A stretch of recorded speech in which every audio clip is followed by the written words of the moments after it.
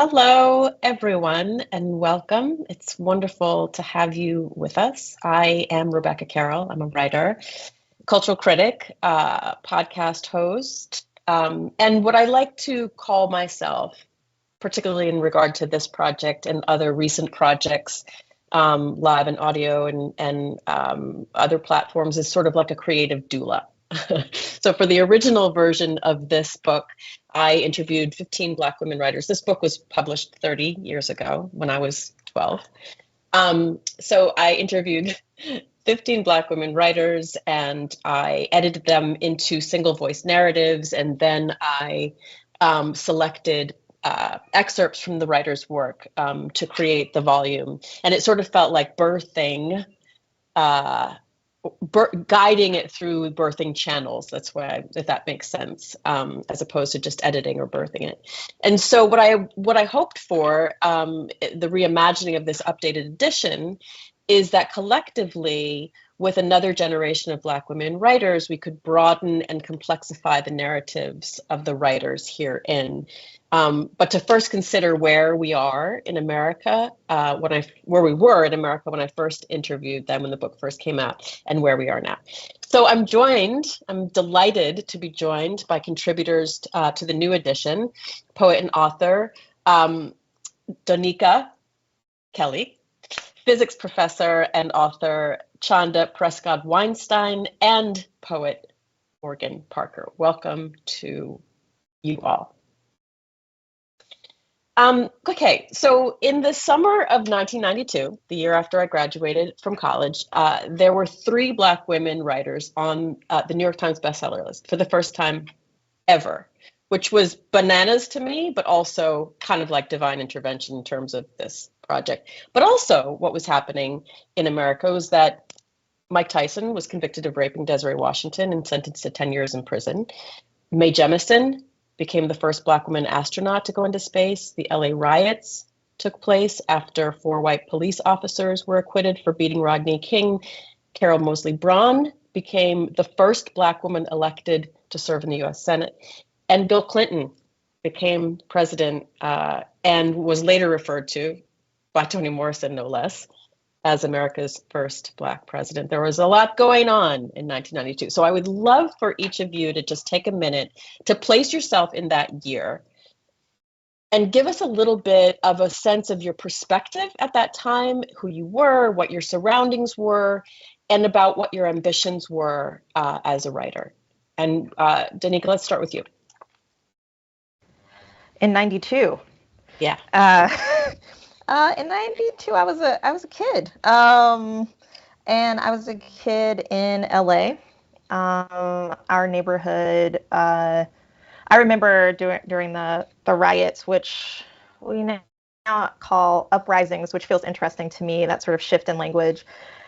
I remember looking out of our kitchen window and seeing the neighborhood on fire and just sort of I was like, that doesn't feel good.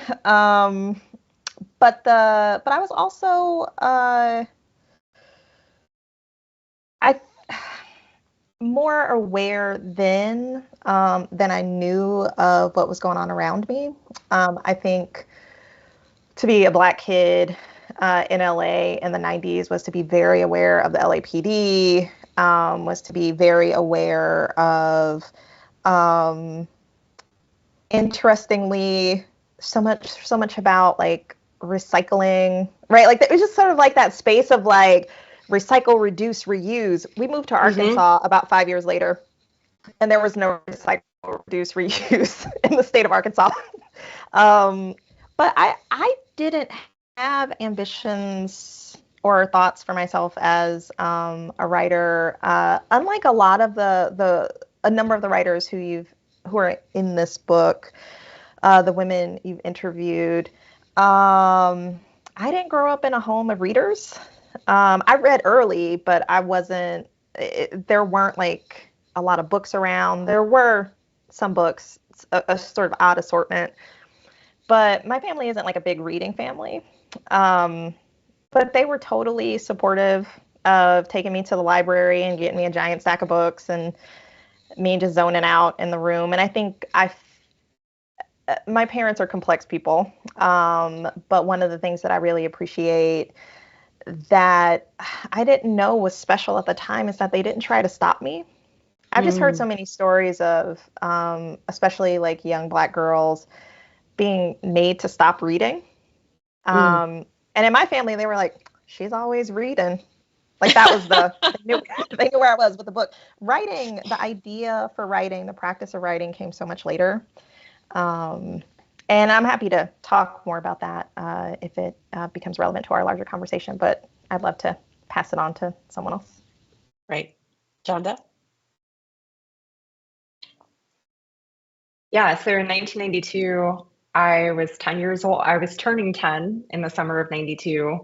Um, I was living in the house I was born in Los Angeles in East LA, and I was attending elementary school in what was then called South Central. So we talk about the uprisings as a linguistic shift and also this shift to South LA from South Central, which always makes me feel old, I guess. And I was at track practice with the Los Angeles Jets when the verdict came through at Crenshaw High School. And um, I just remember the moment when our coach just said, okay, practice is done. Everybody get in a car. We're going. And as we were driving out from the high school, seeing an older Black woman on the corner in an apron. The apron, for some reason, is very memorable, holding a sign saying, "The kitchen is on fire, let the motherfuckers burn." Because I Wow. will just say, for me, for 1992, that's one of the most memorable images. And I will also say my mom had to sit me down later that day and tell me I could not participate because Yeah. I grew up in the kind of family where it was like, oh, people are going out on the streets, we go with them. And in hindsight now, I can appreciate I was living in a single parent, a Black single parent household with an immigrant parent who was not a citizen, and so that took a very different tone for her in terms of the potential legal issues, the awareness of LAPD. So I just wanted to kind of reflect in conversation on what Donika just said. And 1992 is also a marker for me because it was around that year, I think it was maybe a couple months into 1993, that I saw Errol Morris's A Brief History of Time, a documentary about Stephen Hawking that has the same title as Stephen Hawking's famous book. And I now understand that my mom taking me to see that documentary, it was on the West Side. That was a lot of gas money. We had to go to matinees because we couldn't afford anything else. And it was at the Lema Lee Theater on the West Side. And yeah, and I went in and I complained the whole way in. I was like, I don't want to see a documentary. I want to watch X-Men, like the whole thing, right? And halfway through the documentary, they were talking about Hawking's and Penrose's theories about black holes and singularities. And I was like, wait, I can get paid to do math all day. This Oh is my what I'm goodness. doing. And I came out of the theater like begging my mom, I need a copy of that book. I need a copy. And she didn't want to get it for me because she was afraid I would be intimidated by this adult science text. And then my uncle bought it for me for my birthday that year, my uncle Peter.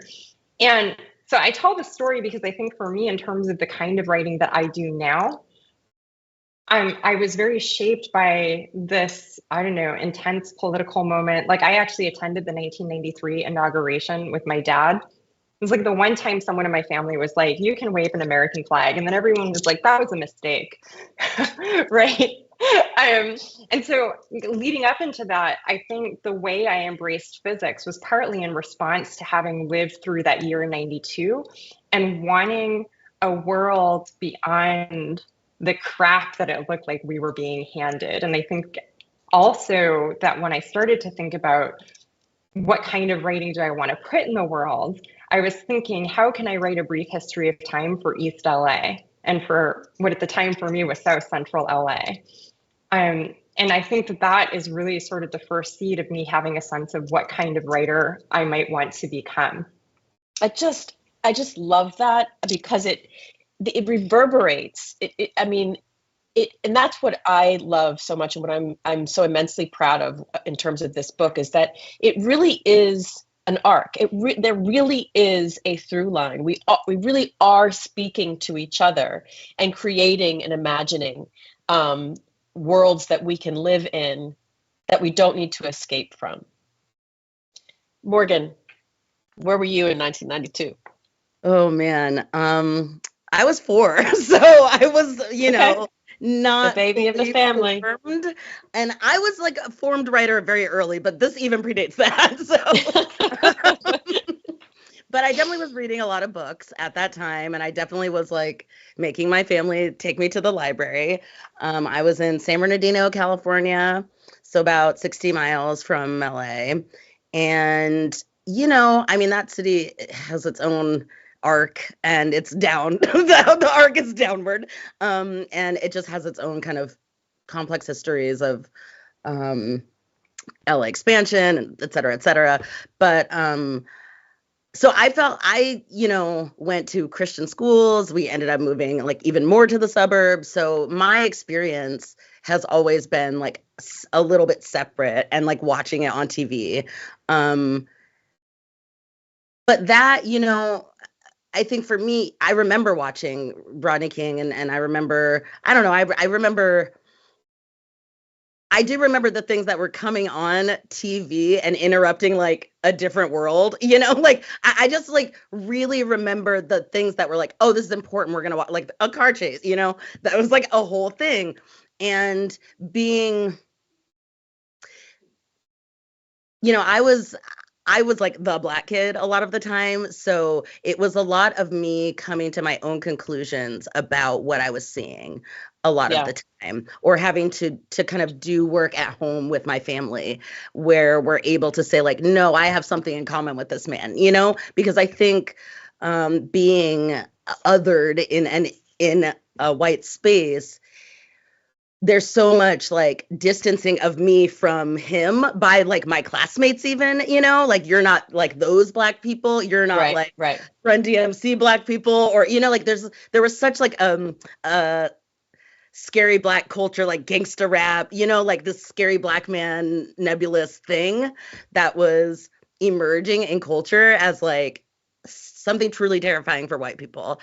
And so much of my normalization depended upon me not being like other Black people in the eyes of my white peers. So for me, it was always me having these private moments of self-understanding, and these private moments of, I know that I am in danger of that. Even if y'all are saying, no, I'm not the same as them, I know that I am the same. So Sorry, I was going to say that's so interesting, and because I also started writing really, really young. I mean, I think I wrote my first play about a woman who just dusted and took care of her bookshelf. Like she was so proud of her bookshelf.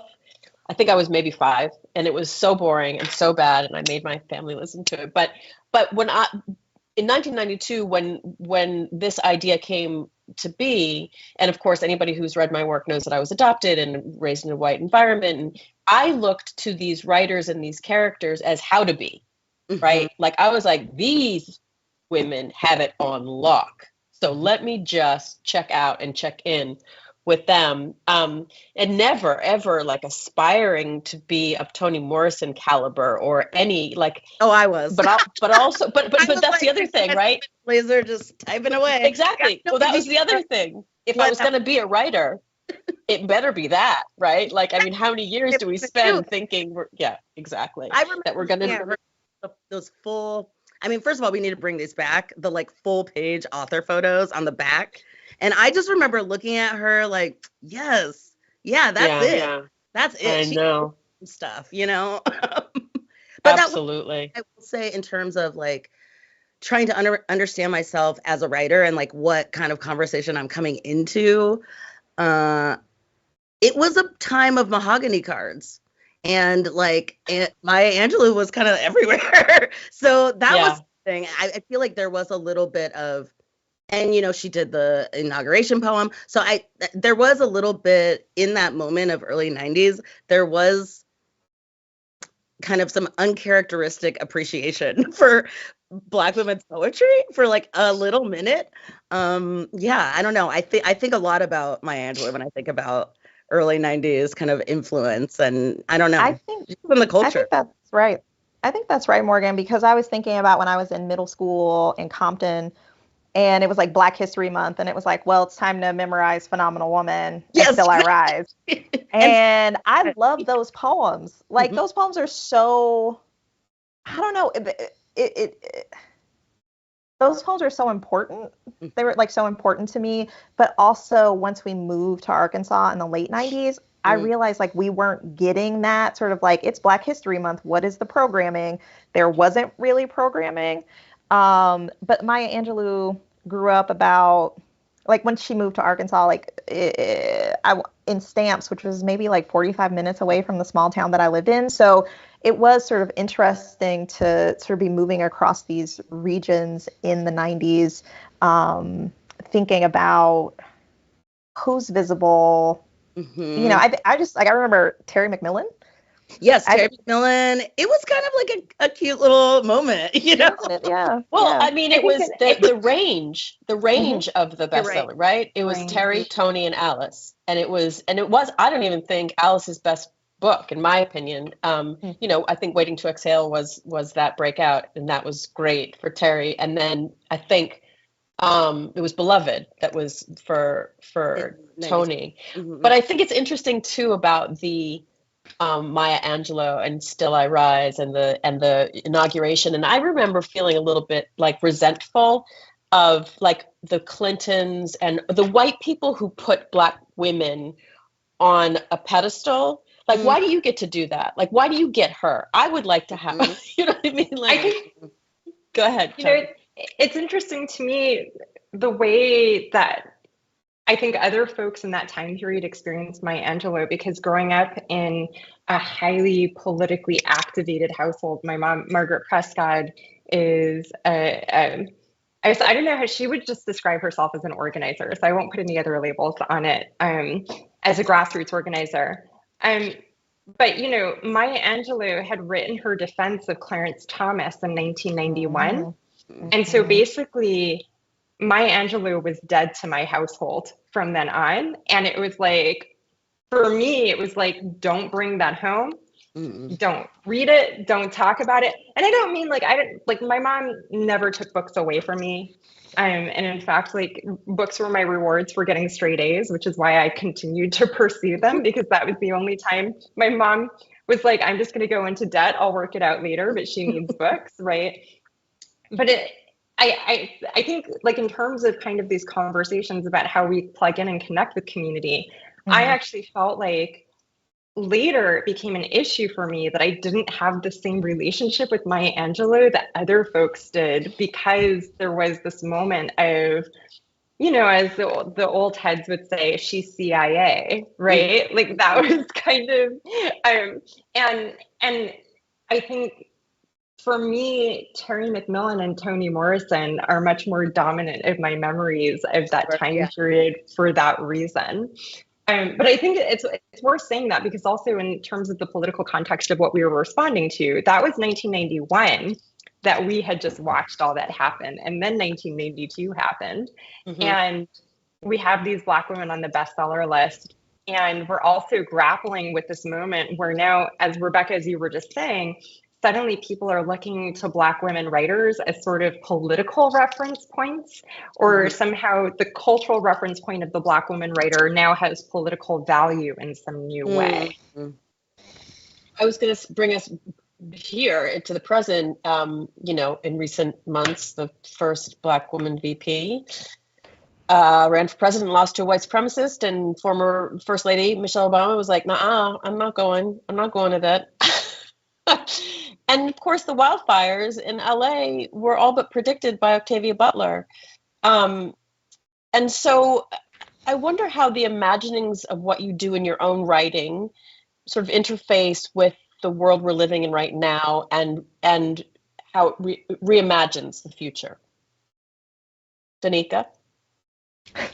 Oh, okay, sure. I can tell that I totally got, no, that's, you know, when I think about my writing, it's one of the few spaces where I feel like I get to exert some measure of control in order to come to an understanding of what I'm taking in, what I'm apprehending.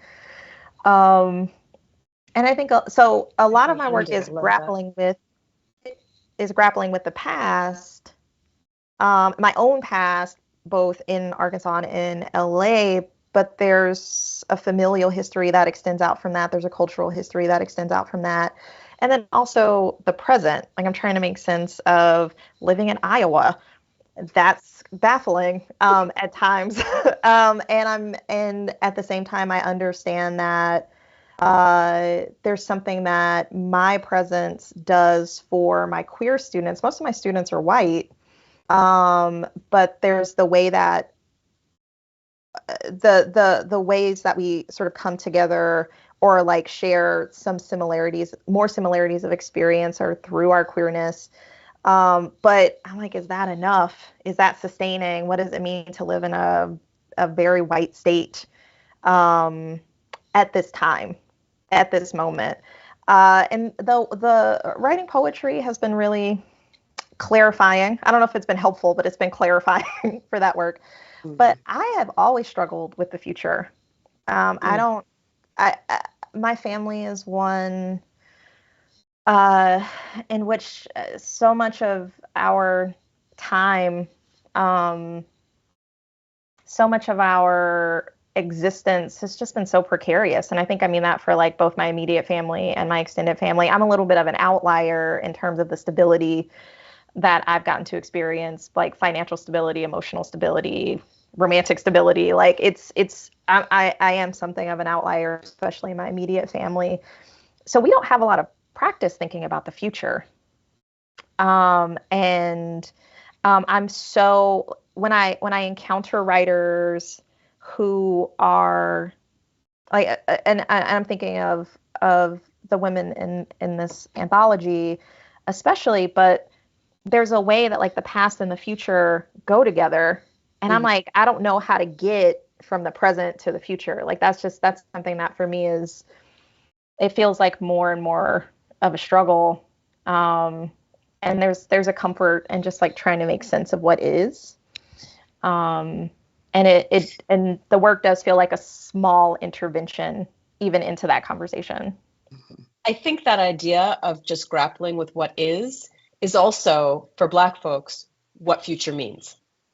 I mean, it's always been forward thinking. It's had to be forward thinking, whether we call it future or forward thinking or not, right? So grappling with the present is in essence forward thinking. Well, it's grappling with how to continue present, Right. And I share this. I mean, my people, we die soon to put it in the words that we know, but it's definitely like we don't really think long term about our life trajectories, or when we do, it's very seated in hope and like a wish.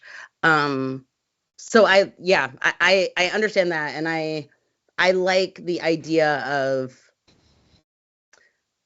the committing to the present being an investment in the future, I think like, for me, often that's as far as I can get. Like even just like acknowledging that future is possible is just like breathing through the day, so it's like you can't.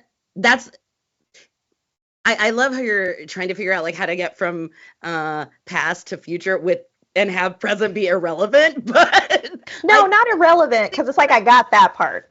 Right. Yeah. It's here. I think I think we're like the vessel or like the machine that has to like pull past through into future, I think there's like maybe like that's what the writing is, that like intervention of like what propels past into future. That's like our bodies existing and continuing, and B, the art that we're making. Because otherwise there isn't a clear line without like the intervention of ourselves,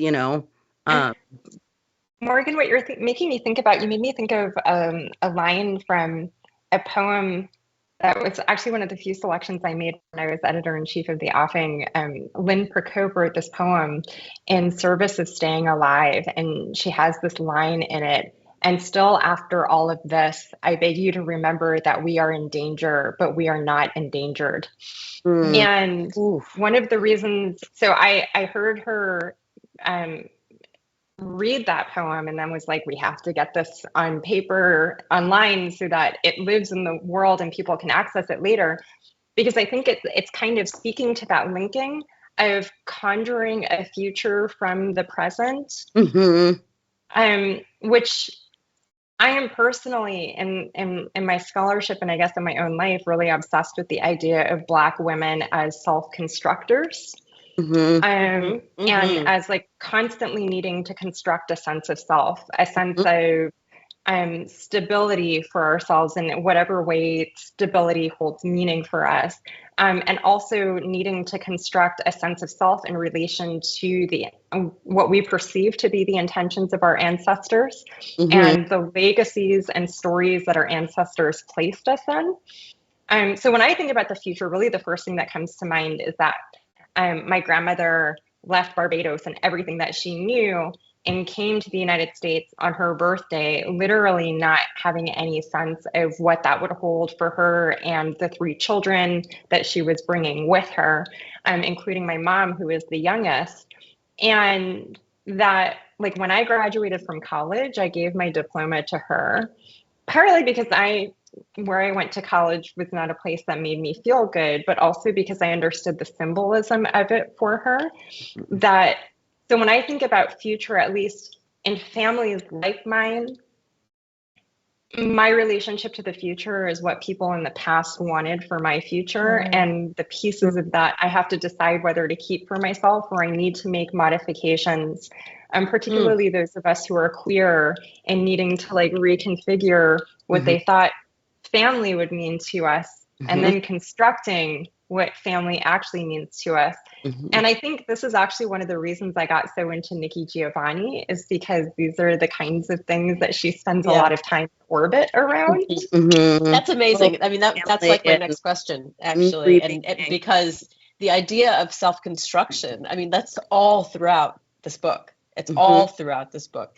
But also, I'm wondering what you're, let's say, as you know, like some of these pairings were like I assigned some folks, and then other folks I asked who they wanted to, and you, Chanda, knew right away that you wanted to reintroduce Nikki's work, and so I wanted to ask how and why your choice was, how and why you made that choice. I mean, some of it was timing, right? Like I had just published a longer essay where the Baffler had asked me to respond to this question of going to other planets, like all these extrasolar planets, and thinking about going to other planets versus staying on Earth, and a comment that another astrophysicist had made about it. And the first thing that came to mind when I was asked this question was, Nikki Giovanni said this thing in a conversation with Kiese Lehman that really drove me nuts, which she started talking about growing okra on Mars.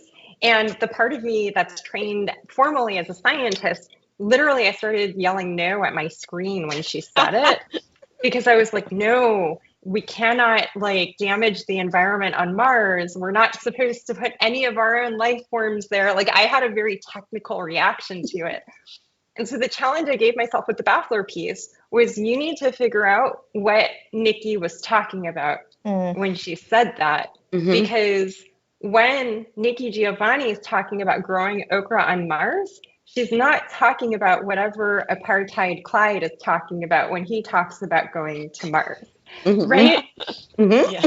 So, and I needed to realize that there was a Black narrative there that I don't know if I want to, maybe I'm being hard on myself if I say I wasn't listening to, but I didn't feel like was cast for me as a narrative about how to think about space travel and space flight. That was through what I would call in the book a Black F lens, right?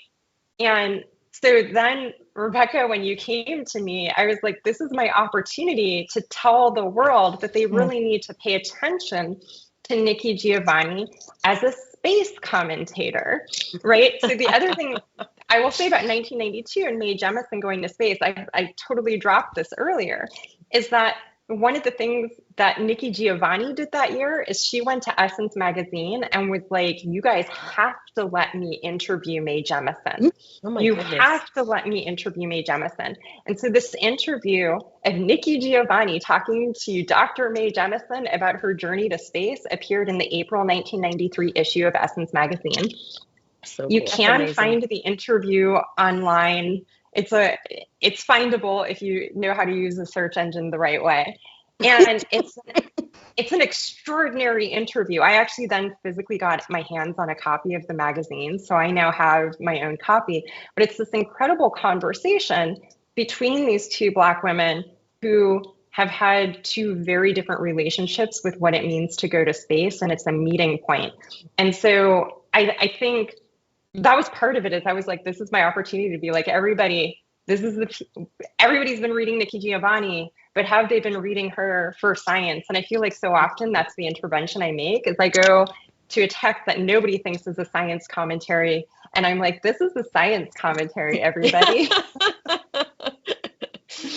That was part of it. Yeah, that's so great. That's so great. Donika, I think I had offered, or you had said Rita Dove or Pearl Cleage, and I somehow just felt like Pearl would be the right match. And so tell me about. I really like Pearl Cleage's work. Like, I like it so much. Like, I love her novels. When I lived in New York, I saw one of her plays, Blues for an Alabama Sky, or Blues over an Alabama Sky, something like that. Yep. I loved it. She was a writer who I think I had seen her books everywhere. It's like just like across my life, but I had never thought to pick them up. And then something happened. I want to say it was like maybe 2019. I was like, I think it's time.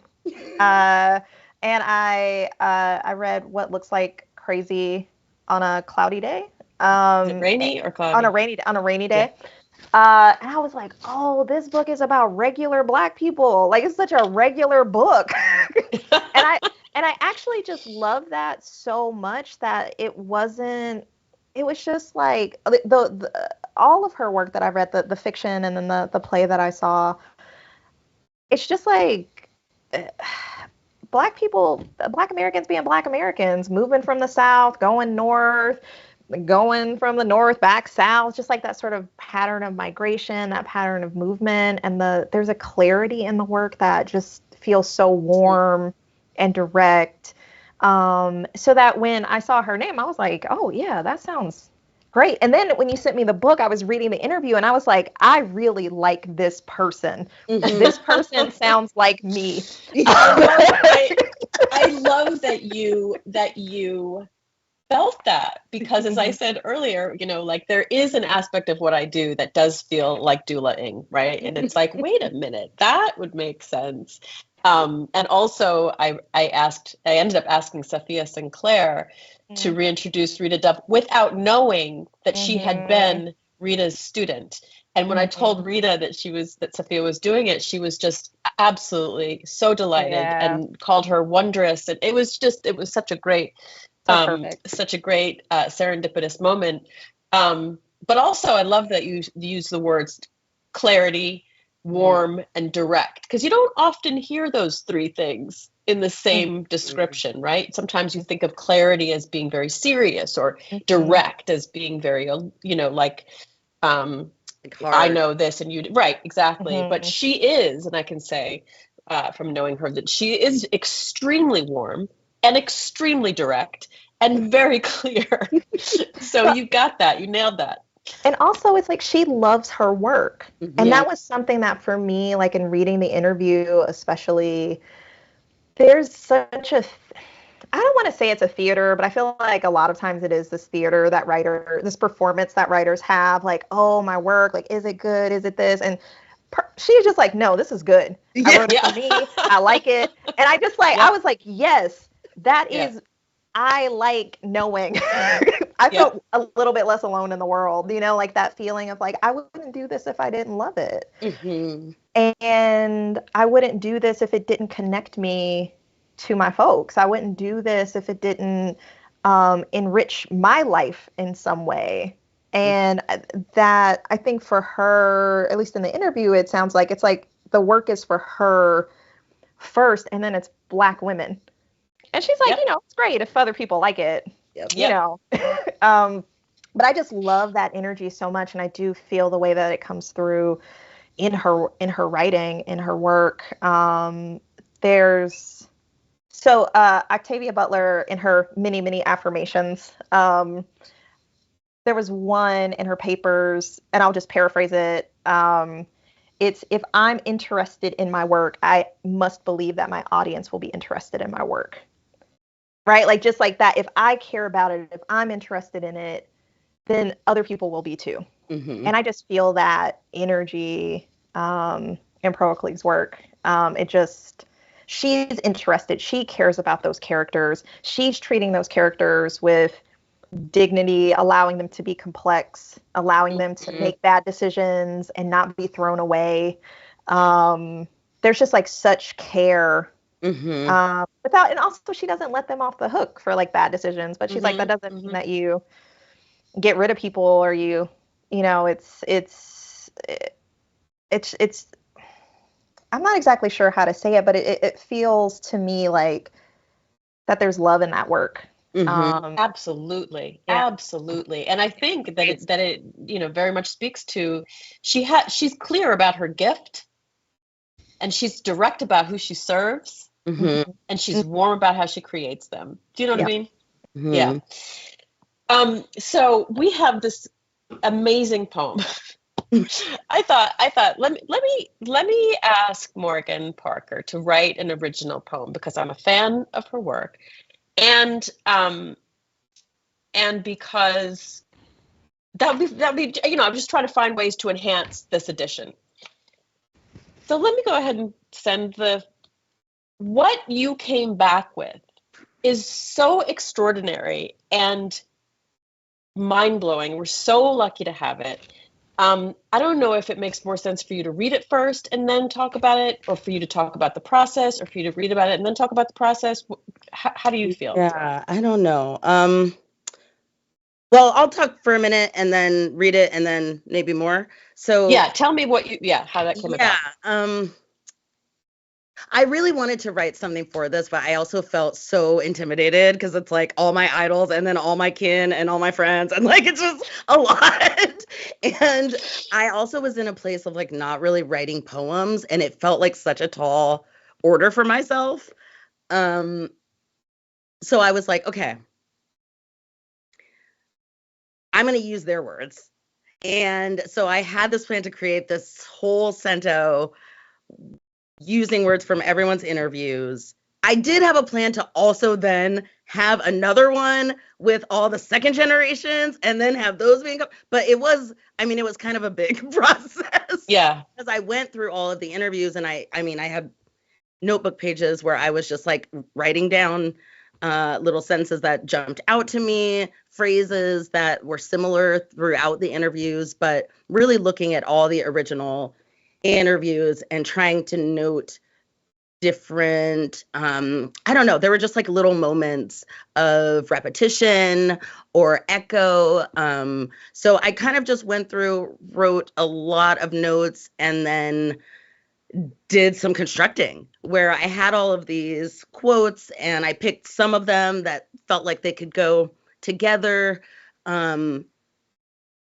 And the process then was like trying to find the poem in it, right? Because it was all, I knew there was something. I knew there was a chorus saying something in there, but I had to shape, their collective voice. So it was interesting to take the pieces and then create like an arc towards something that felt like a holistic and accurate statement that they all would make together.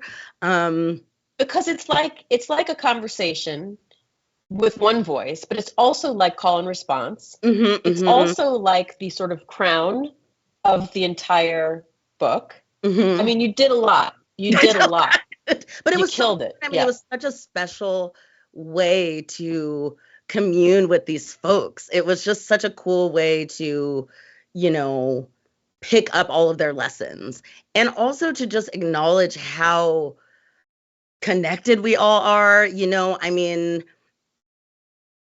I saw myself in so many of the interviews. I saw lines where I'm like, I've said that in an interview, you know, and or that reminds me of my homegirl, you know, like really just kind of seeing the connections, but also seeing the connections between them, and just really being in awe of how, you know, again, in 1992, I was 4, you know, these are the people that made it possible for me to be. So really thinking about that in terms of like a full circle lineage, it felt really special to, spend that time and hear them saying things that I've heard come out of my same mouth, you know, like that's some kind of like witchery. So finding those things where like they're all saying the same things and we're saying the same things, and it all kind of can happen on this magical plane of Black womanhood, you know. So really wanting to create a poem that had that spirit of us all being in the room and like patting each other on the shoulder and like, you know, and like, you know, adding to the narrative. And it's kind of like, the way I put it together, it turns into something where it's like they're almost finishing each other's sentences, or completely. There's no statement or sentence that any of us could finish on our own. You know, it's a little bit of like everyone takes a piece. And that, you know, that's the process, but that's also, you know, I wanted that to be the spirit of the poem because that's the spirit of the project. And yeah, I don't know. I guess I'll read it. Please do. Brilliant. Before you start, just say, because you're going to read the poem without the chorus, without identifying. Yes. So every line is a different author from the original interviews. So they're all lines that were found in the interviews from 92. And when you get the copy of the book, so in the front is the poem just without the names, and then in the back you'll see we have identified who they are. Attribution. Yeah. So some are kind of in order, but then a lot of them are just, they're kind of in conversation. The title comes from something that Rita Dove said. Brilliant and unequivocal. I think about coming through a door to my sense of self, half formed, almost already there. Something in that superlative realm fell open for me in waves, almost like hunger, that turning in of passion, that damming up of power, that slow pull upward, and then I got into language, finding a way to say things, to snatch back our culture for our foremothers and for ourselves. To claim, to really wrestle my own language out of an enemy language, put it in the context where triumph is the ultimate end, or not even necessarily triumph, but something splendid. We who did indeed survive are carrying some damn good genes. So I have rejected the notion of being inspired. I am a pretty ordinary person when it gets down to rock bottom. My sense of self is layered. My sense of self is changing every day. I prefer the higher highs and the deeper depths. I believe in vibes and things, being open for the breeze that comes through the window, what it smells like, what the trees look like when the breeze touches them, the quality of the light, where it is coming from, what trees are in your peripheral vision, looking for beauty, looking for the unexpected, a force that is in the trees, in each of us, in the air. I have gone to that place.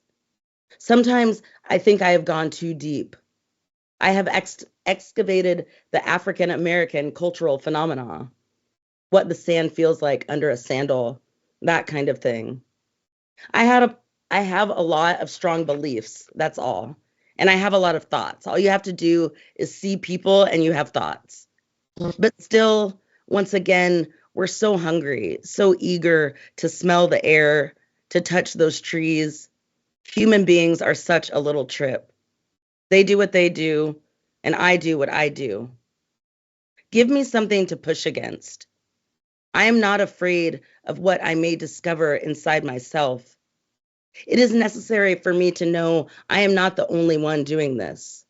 Still talking about feelings and spirits and dreams and even ghosts. And later, I translate, working with language like a potter works with clay. I do what my mind says. I kiss my knees, my arms, whatever I can reach. My heart is beating. I am a miracle. I can't do anything but love me. See, this can be done. It is a conjuring process, a way of describing what's under that rock. It is a rock that is formed by fire. There is a certain kind of quartz that when you break it open, that which is imagined and that which is real come together, seen with the unseen. There is no one there, including my own self. I have to leave behind who I was yesterday. What does freedom mean to a Black woman? I can go as insane as I want to. And we are crazy as can be. Jesus, I love that. That slow pull upward. And then I can be everything and never limited. I decide. Some people would call that God. Listen, I mean, it's so good. It's They said it. so good. But the way that you wove it together is just so gorgeous and beautiful. And I think, as we've been talking, about Pearl sort of being clear about who she's writing for and who she's writing with, and I can recognize who's saying those lines as you're saying them. But I'm also thinking about again the current landscape and how people love to say listen to Black women, and so I wondered what that means to you. Does it matter? And is it more important? I mean, I guess I'm answering the question, so let me not do that. Let me say what it means to you. What does that mean? Listen to Black women. I struggle. I'll believe it when I see it, is really where I am. I'll believe when I see it. Because a lot of people who say, who would wear a t-shirt that says that have bumped into me on the street. You know what I mean? So but why even say that? But why even say it? Why even wear the t-shirt? I think it's like a signaling thing. I don't know. I think it's like partially to get us to be quiet, Okay, we listen to you. All right. Right.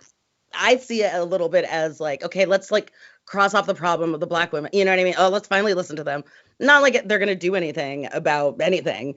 So that's really kind of where I am with that. When I feel listened to, I'll know. And there you go. That's right. I know that's right. That's right. Yeah. Yeah. But again, when I feel like my life matters, I'll know that too, Yeah. Yeah, I mean, I think the idea of the signaling, sure, absolutely, in a way being like, it's all like DEI and all these things, like we gave you this opportunity, we're going to listen to you. We'd really prefer it if you'd continue to be the tropes that we've assigned to you. Which is somehow also woven into the listen to Black women, right? Chanda, do you have thoughts about that? I'm sure you do. Yeah, I think like one of the things that I struggle with, particularly coming from a professional space where I'm, the first Black woman to earn a PhD in physics, probably on the planet, was 1972, right? So we're really like, we're in year, I guess now it's 2025, so we're in year like 53, right? And it is still the case. We just a couple of years ago passed the point of 100 Black women PhDs in physics. And just to give a little bit of context for this, there are 2,000 PhDs in physics granted in the United States every year, and half of them go to US citizens. So we're talking about approximately 100 Black women in physics, astronomy, and related fields over the course of half a century. And the Willie Hobbs Moore, the first Black woman, came almost 100 years after Edward Boucher, who was the first African American to earn a PhD in the United States, and it was in physics from Yale University in 1876, right? So I say all of this just to give a little bit of context for what I'm thinking about when I'm thinking about that phrase, and what I'm hoping people hear, and what I worry about what people are hearing, which is, folks who are familiar with academia know there's a selection effect. People who get to a certain point, I have tenure now, but people who get faculty positions, who get tenure, are more likely to go along to get along people. People who will take that Department of Defense money, people who will take that NSA money, et cetera, without asking questions. And there's a lot of that in the Black physics community and in the Black scientific community broadly.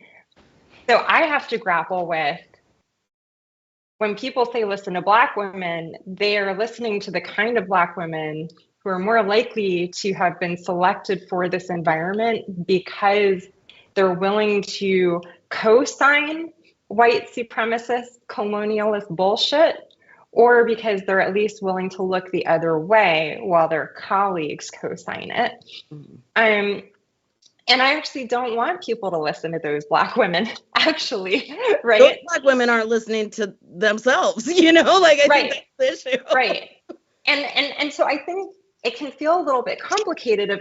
Actually, I feel like the problem I'm always wondering about, and I think we're in this moment right now, particularly like the discourse about Kamala Harris and Palestine, for example, last year, there was a real debate about, there were those of us who were like, what has happened, the genocide in Palestine is significant. It's not a side conversation. It's not secondary to aspirations, Black women's aspirations to hold leadership roles in the United States. And then there were also folks who felt really strongly, this can't be put on the first Black and Asian woman to be in this position, right? So I think I've tried to equitably represent the two positions with respect, right? And people were really like, okay, there are two sets of Black women. Which Black women am I supposed to listen to here? And I felt like that was actually, when there's more of us, like right. The problem that I have been worrying about, which is how to help people understand we are not a monolith. We are diverse. Some of us are full of shit. We don't always agree on who falls in which of those categories. And there needs to be a deeper understanding. And I think here I would love everyone to return to Patricia Hill Collins and how she articulates Black feminist thought. To say there are these qualities that you need to look for. Is this person doing Black feminism as it's understood as a framework, as opposed to that person was assigned female at birth, so I'm just going to let whatever they say is Black feminism. Yeah. So I guess I will just say, like, that's, I think, the thing I live with that, particularly when there are so few of us. And I tend to be like the odd one out who's like running around screaming about colonialism, and everyone's like, well, can't she just be glad she got tenure? Like... But I think also, like, if they did listen to us, then they would realize that we're not a monolith. You know, I think it's the same problem, right? Like, if they did listen, then they would realize, oh, Black women, they're just like you and me. You know what I mean? They don't all think one of two things. You know what I mean? Like, but also, you know, we put ourselves in these binds of, like, I mean, a two-party system, there's like way more astrological signs. Like, what are we doing? You know, like, and so thinking about nuance and variety is like not American. You know what I mean? Somehow, like, a variety of a group of people is like absurd to us. And especially because I think this is such a renewed time of trying to understand Black people. So it's easier for folks to try to understand something that is like some kind of essentialism, and just like, so they feel like they know. Now I know I met a Black woman, so I know what Black womanhood is like. They're just kind of, I think folks want it to be easy. Obviously, they want us to be very easily understood and easily kind of like organized in groups. But that's Did we just lose Morgan? Yeah. Oh no. I'll be back.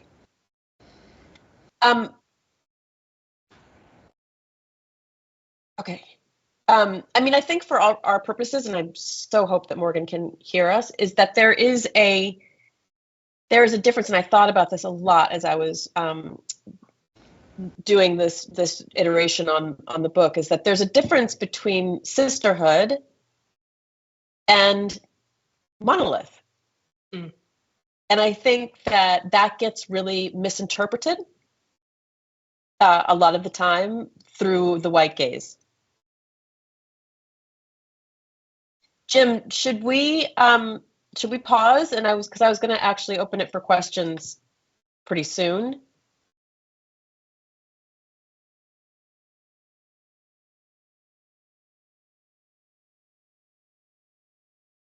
Great.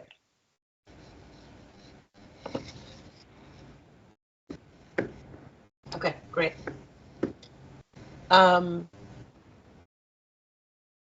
Great. So we're going to take some questions and hope that Morgan comes back. And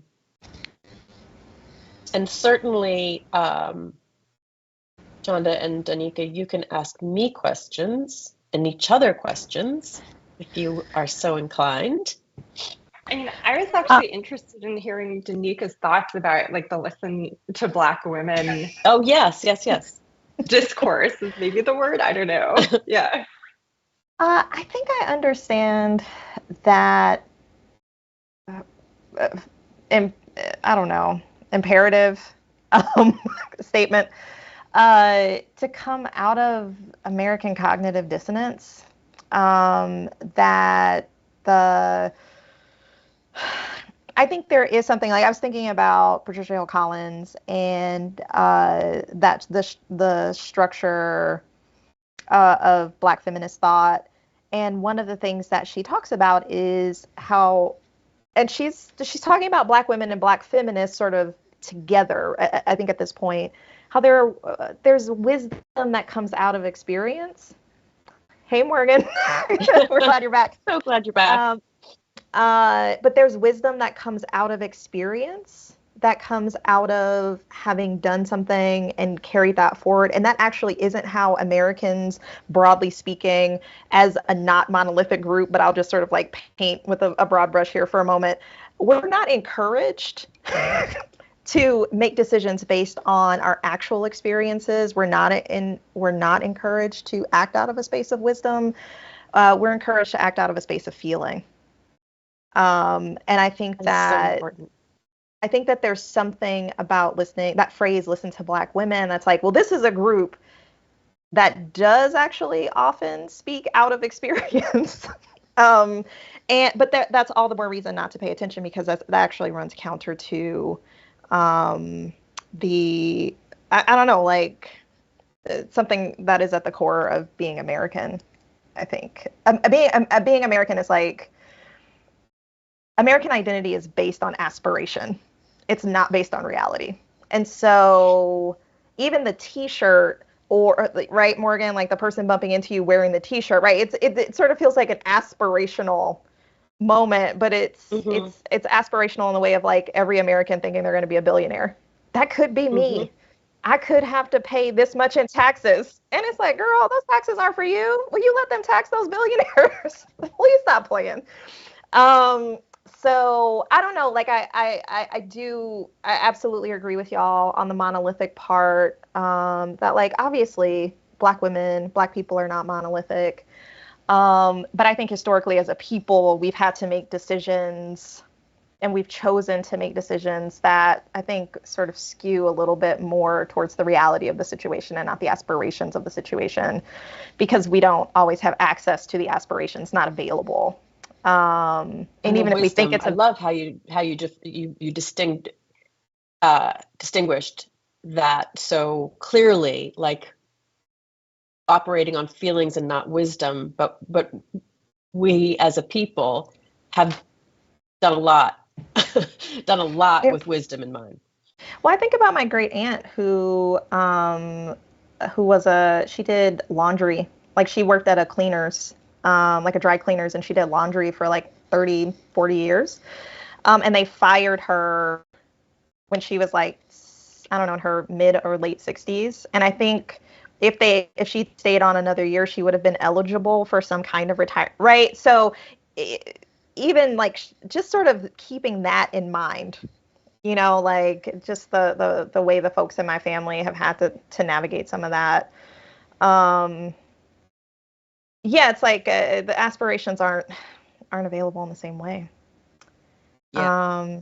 My family definitely, my family's from Kentucky, so, and that, you know, my grandma worked for a white family for her whole life. So it's very like, we're coming from a place of like, you can't trust, can't depend on, you know what I mean? And I think that's the sort of Black wisdom that a lot of us sadly have had to kind of like operate against and within, you know, just knowing that you kind of, you can hope to depend on, you know, and I think that's it. We always have a little piece that maybe, you know, that's what keeps us like alive and chugging. But at the end of the day, we know we have wisdom and can prepare for, you know, not being able to depend on anyone. You know, we know that our backs aren't got a lot of the time.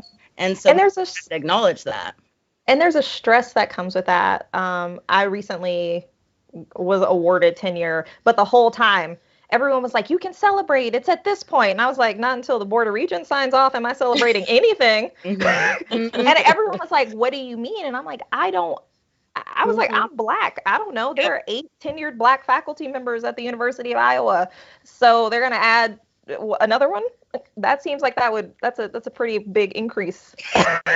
So you never know that the last minute they could, I mean, I get you. And I want to be able to get to, sorry, go ahead.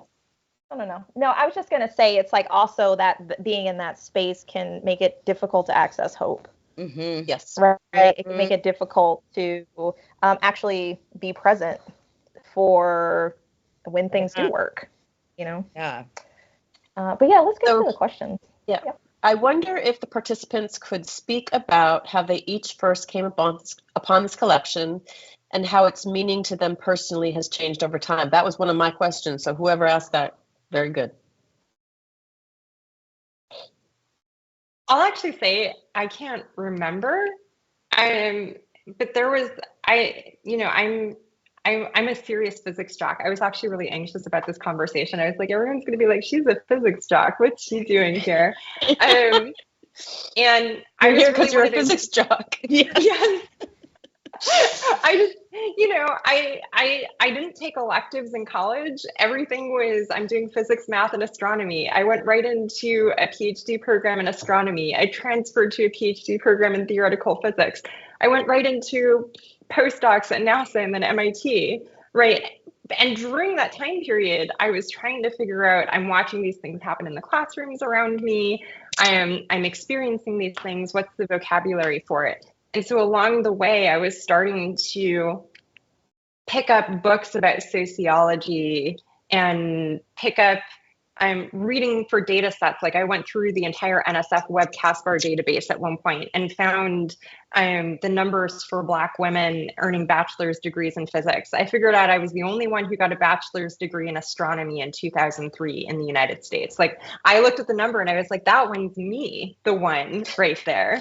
Right. And so particularly once I became a postdoc at MIT, and there was a big fight about the 30-meter telescope in Hawaii, and Native Hawaiians were objecting to the building of the telescope on their land, a 14th facility, without their permission. And I was trying to find a vocabulary. And at that point, really thanks to Kanaka Maoli, Native Hawaiian, intellectual leadership, in addition to organizing leadership, I was kind of forced to go back and figure out what are my intellectual roots, if I'm going to stay here, going to be. And at that point, I started seeking out Black feminist writing and Black feminist literature to help me understand what it meant to create freedom for others and for yourself in those spaces. And so I will say it was probably sometime in the last 10 years, because the last 10 years was really that time period for me. And I just want to make sure it's said about this particular collection that in some sense, I think that's what every person spoke to in their narrative. And Rebecca, you did such a beautiful job of drawing that piece out, that this is in some sense a handbook about how to create freedom for yourself and for others with the written word, with the spoken word, and with the presence of being someone who works with words as your object and your craft. And that is a guide for everyone, regardless of what your day-to-day craft is, right? So I think that's what I will say about the meaning for me and how it's changed with time is really, I didn't see myself as a writer when I first picked it up. And so now I'm rereading it with, I don't know if I feel like science writers are like the genre people of the nonfiction world. Like so I'm still trying to figure out the sense of like, can I just be a writer without science in front? But I think that this book helps with that, and getting to think about Nikki Giovanni as a space commentator helps with that too. I'll confess to not having encountered the book until Rebecca reached out to me, but it came at such a perfect time. I moved from the South in, I would say around 2015. In 2016, I was living in Western New York. 2018, I was living in New York City. By the time that Rebecca reached out to me, I was in Iowa. And one of the things that had happened in that movement was that I was just feeling far away from family, right? So like both my like given family, who are complicated. I have a much more complicated relationship with them. But also just feeling like that sense of being around Black people, being around Black women, that I realized that I was going to have to be much more intentional about how I was spending my time and who I was spending my time with, and that included in who I was reading. And so a number of these authors, most of these women I'm familiar with, like I know their work, but to have gotten in the mail the original copy and to just like get to spend time with the book, and then to get to see the new interview or the new introductions to the authors, and to hear these voices ring with that sense of like, it is important to be connected to other people. It is important to be connected to Black women. It is important to make and hold space together, and also to do your work and love your work. I was working on my introduction. I want to say it was like the winter of, would it have been was it last winter? Yes. So like the deadline was 2024. So yeah. Okay. Yeah. And so it's just like being like, this is like my sort of third winter in Iowa. I was like, I think I got the hang of it, but also it's so sad. It's like kind of bleak. It's so cold all the time. As many of us are on this panel, I'm a Californian. I need the sun.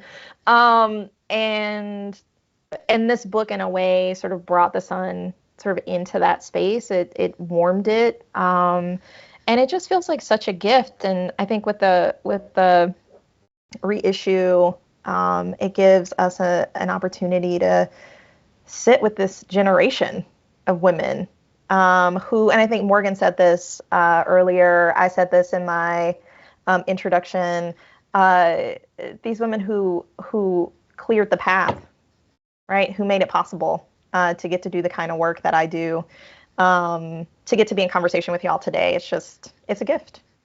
And so thank you. Thank you so much, Rebecca, for inviting me and thinking of me. It's such a gift to have you all here. Yeah, and I'm just thinking about, again, as I said earlier, the way in which these got paired. I reached out to Nadia Owusu, who I thought might be good to reintroduce Lorraine Carey, who wrote, a formidable memoir, Black Ice. And she literally, I can show you the memoir, the email. She responded, I just bought a copy of Black Ice for a project I'm working on. And so it was like moments like that that just felt like a gift, Morgan, what about you? This was one that was in my shelf, and I hadn't read all of the interviews. I had just like cherry picked through. And I hadn't read it since I like published books. So I definitely was reading it differently. I feel like as an aspiring writer, reading these interviews was, well, in both instances, it's encouragement, but it's a different kind. This kind of, it kind of, their words were inspiration to me as a youngin, and now it's more, it's encouraging me not to like to begin, but to keep going, and with a knowledge on both ends about how hard that is, So I think I like read it differently because it's like, I know, I know, and I was really picking up on kind of the struggles that folks were, able to kind of bring up in the act of their writing process, and how difficult it is, and how hard it is to go deep, and how I recognize them grappling with this kind of like, is it worth it question a lot of the time. And that's like something that you can't anticipate before you've started publishing books, but it is something that, becomes a really more pertinent question as the years go by and as the books come out. So I was able to read it, I don't know, in a different sort of just place in my life, and with hearing a different level of advice from them. That isn't just, the encouragement to write, but how to get by while writing, which felt, just like more in line with what I needed to hear right now in my life, and also speaks to kind of like a different, just coming at it as an author, from like a different perspective, because I think both things are in it. There's so much joy, like you said, they enjoy their work. There's so much joy and like, love of writing, but I was encouraged to this time notice where struggle was brought up and acknowledged, and like it wasn't just like, oh, this is so wonderful. It was that, but it's like, it's so wonderful, but also it's hell, and yeah. But that's what we do, The next question I'm going to answer first and then open to you all. What do you most hope that young people encountering these amazing works for the first time take away from I Know What the Red Clay Looks Like? And I really want to say that it's so much, and I think each of us have touched on this throughout the evening, but it's so much bigger than writing. It's so much bigger than I mean, it is that too. It is the practice of writing. It is the craft of writing. It is the courage of writing. But really, for me, looking at the art, I used this opportunity to create a value system. The first edition of Red Clay is the foundation, the creative foundation of my work. It is the value system.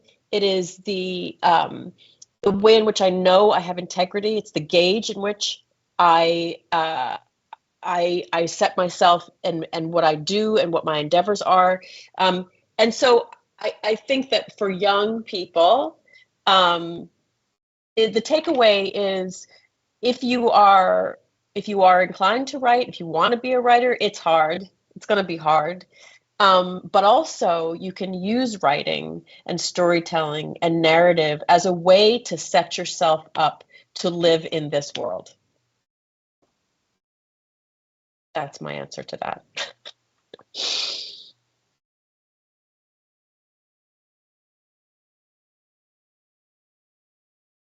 I guess maybe I will just quickly say that I really feel like this is a moment, as someone who teaches Gen Z, and I guess we'll be teaching Gen Alpha in not too long.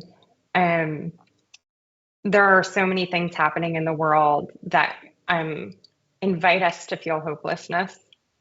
And I think it's easy to say that these are not the first generations that have faced something like this. Lots of generations have faced world-ending phenomena. But I do understand why people say, but yes, but the idea that the planet might become completely inhospitable to life is world-ending in a literal sense, and not so much a metaphorical or a local sense, but a global sense. And so I think, as Mariame Kaba says, hope is a practice. We need to look for the things that help us practice and help us practice going forward. And I'm at least going down swinging. Like, as my mom said to me at the start of November, I don't know what's going to happen, but I know it's my task to try and make the right thing happen. And so that's our task. I can't make promises about the future, but I can make promises about the future I will try for. I can make promises about what I will try to do. And I think that this book offers all kinds of incredible advice about figuring out which iteration of that you are going to be. Every person is going to have a different way of doing that. And this is a collection of different people talking about their different ways, their unique, non-monolithic ways of being and doing. And you know what? That reminds me of what Lorraine Carey said in her interview. It's not the only way, but it's one way, right? When she's talking to her daughter, it's not the only way, but it's one way. I think about that a lot. I think too, Chanda, there's with the young people who I enjoy very much. Gen Z, Gen Alpha, just bring them on. I like them. But one of the things that has happened is that everything is so atomized. History, there's like the fiction of shared histories is no longer available. There's just so much that I think people who are older take for granted because we had so many shared experiences. So the fact that we all remember something about 92 and it overlaps somewhat significantly, I think is really different from, maybe what students might remember about 2008 or what they might remember about, right? Like, it's just that sense of like, we all sort of witnessed something together, that we're sharing similar, like everyone could talk about this show or that show. It's just everything's so atomized. And I think anthologies, which this isn't quite, right? Like this is a collection of interviews with excerpts, but it brings together and gives it provides a sort of snapshot of a moment for how to think about what it is how these writers approach their writing, but also like how writing is not separate from being a person in the world. I work with a lot of, young people who are aspiring writers. And for some of them, they're like, all the conditions have to be ideal. And it's like, that isn't how it works. Can you write? Right. I mean, especially as a writer. Especially as a writer, there are other things you can endeavor to do where if things are lined up, then you will succeed. But writing is a different beast. And there are, as with many things, no guarantees. But it's like, how do you sustain yourself in the practice? So sometimes it's I love my work and that sustains me. And that's the point that I tend to focus on that. I'm like, yes, because that is actually the thing that sustains me, is that I love it. People aren't out here clamoring for poetry. That's not the world in which we're not in Ireland, that isn't the vibe. But so that sustains me, but also understanding something. I just want to, go back to something that Morgan said.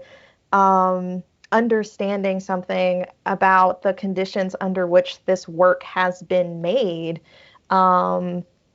enriches it, deepens it, right? Makes it, it's like, right, there was a person at the typewriter with their notebook, that there was a person here who has like a whole history, who was navigating being like their historical moments, and they were making work that persists, that sustains.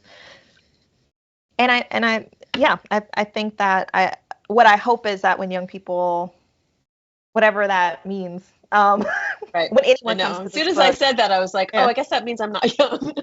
I mean, I haven't been young for some time. I actually really appreciate it. I think being young is very hard. I feel very grateful not to be young. But there is something about being early in something and finding a text, a book that makes it feel possible to keep going. And I just hope that this book finds people at the right moment when they need it, whether they're young or less young or old, however it works out. I just think there's just so much in here. I think, I mean, connection, right? And like understanding of a lineage, that idea of being less alone. I think that's so much in this. And it was a big takeaway for me, again, going back through and recognizing the connections in all of their interviews and the kind of overlaps and echoes and things that I had felt myself. So yeah, just really understanding. I mean, obviously writing is such an isolating situation and way to live life, it can be really lonely and alone. And I think it is just like kind of a treat to be in there with everyone else gabbing about the things that you're used to feeling on your own. That I think is just, a treat, and something that I know for myself, I forget to do, and I forget that I need. So yeah, just the reminder to dig into that and to remember that we are descended, from, and we are in connection, and we're kind of together as a chorus, not speaking. We don't all speak only on our own, when we put our words into the world, they're among other words, and that's important. And I would be remiss if I didn't, plug books. My God, books. Read books, I mean, and there's something also in the original interview with Tina McElroy Ansa, who we just lost this year, who talks about reading a hardback book, like the feel of having a hardback book, like this relationship, this tactile relationship with books, which I think is so important. I'm not saying that you can't listen to books or do it another way, but I want to say that books are important, and we need to keep supporting them and writing them and putting them in the world. And I think finding ways to encourage, now this is for young people, I would say, not only, but the practice of reading is a personal practice. And the practice of sitting with a book, to spend hours with a book without looking at the phone, without looking at social media, is, again, I think something that's been, it's changed pretty dramatically. Dramatically, yeah. And to be sort of generous and gentle, I give my students a lot of PDFs, right? A lot of things are more metaphorical now than they used to be. What is a journal article if it's a PDF? Where's the journal? Right? This looks like a disc, but it's not actually a disc, right? Like they don't know what that little square is. They have no idea. There's no point of reference. It's a lot of these signifiers are empty for them. That is the reality. Like that's the reality that they're moving in. Can we be generous? Can we sort of be encouraging? And I feel like this is a book that invites. I think just the way that it's been curated, the length of the interviews, the length of the excerpts feels like something you can move into, stay with. It just feels like a something that's possible, like a way in for maybe helping younger folks with their reading practices. Meant to be condescending at all. I just think it really is a different reading landscape and attention landscape. might sure. change But directly. I love, and rather than getting into a whole new question, and I'm sorry we weren't able to get to more questions, I would love to end on that note, just that it's a possibility. I love that. And can we be encouraging, and can we continue to provide possibilities? And so with that, y'all, this is, I mean, wonderful. Just such a balm. Such a joy. Thank you so, so much. Thank you all Rebecca. so much. So appreciate being part of this and just, being y'all's-kin. Thanks for having me. Thank y'all. And thank you everyone who came to our little virtual party.